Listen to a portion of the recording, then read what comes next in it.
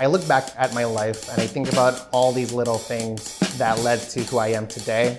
Wild story, my yellow Subaru while parked in front of my house was actually hit and run by someone that if I could meet them today, I owe like a lot of hugs.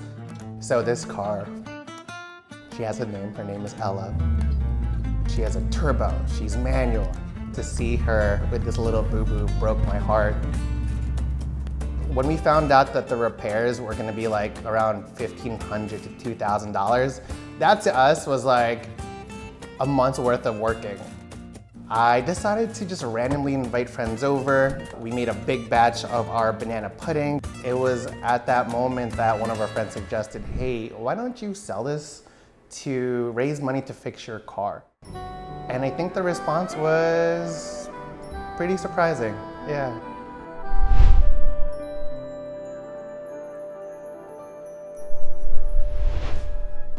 I'm Lloyd Ortuoste, and we are at Baonanas Banana Pudding in Jersey City, and I'm the co-founder and chief executive there. In 2024, we had an annual revenue of just over $450,000. I think the riskiest decision we've ever had to make as business owners is taking a $150,000 loan to build out this place. Don't you just think it's too small in general? The location? Yeah. I don't think so. The fact that folks even trusted us with that much money was for sure a risk, right?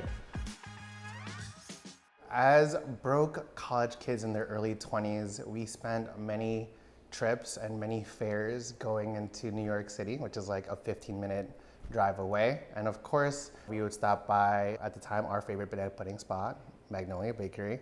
And after a while of being like, hey, this is really expensive. All I do is teach tennis and hip hop dance in between my classes. Why don't we try to make it at home?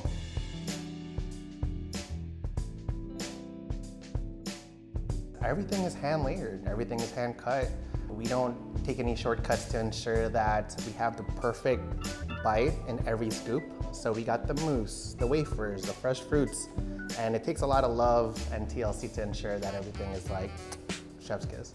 During our training, Lloyd and I were actually having a conversation about how like working with him is kind of like working with your grandma making Christmas cookies. It has that nice vibe to it. Once we realized we had an opportunity to offer something different to our community, we thought why not go beyond just banana pudding, and so we specialized in a bunch of fun drinks as well. I think it was really important for us to celebrate our Filipino roots in the city we call home, Jersey City, which has been recognized as the most diverse city in the nation. What we're making here is our ube mousse, which consists of using our ube jam. It's a family recipe from my wife's side. This is a staple root in the Philippines, and it's beautiful to see it having a moment a little bit in cuisine. In May 2025, we had a revenue of $62,096. Our cost of goods was around 30% at $18,576. Now, when it comes down to our operating expenses, we're looking at $30,835, which includes a payroll and labor of $17,477. After taxes, depreciation, amortization, we're looking at a net profit of $9,796, which is 15% of our gross revenue. I'm proud to say that we land between 15 to 18%. On our more busier months, we can get up to the 18%, and a lot of that relies on how much catering we can do, which of course has the biggest profit margins for us. Working with us, we have an incredible team.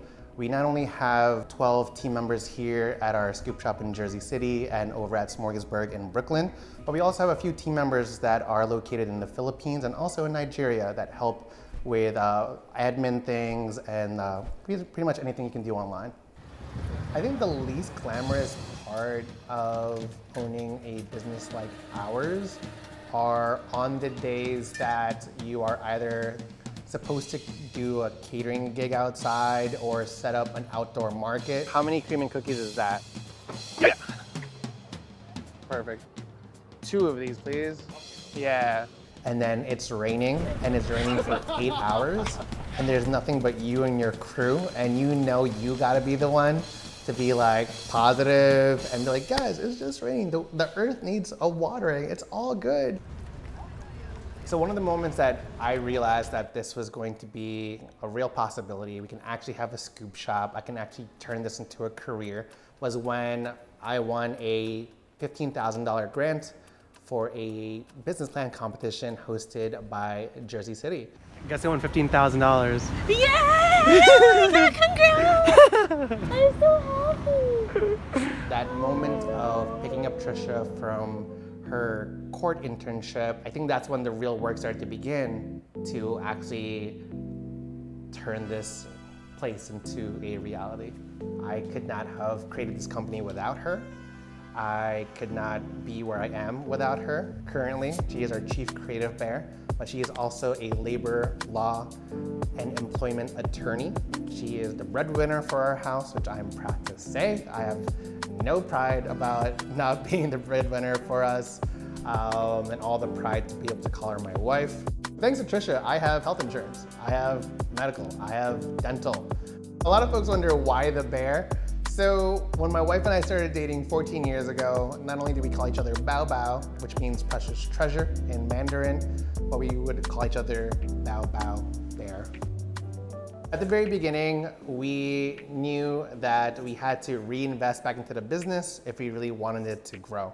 As we began to create more sectors of the company and we started diversifying our income, we knew we needed to ensure that our profit margins was what we were focused on. However,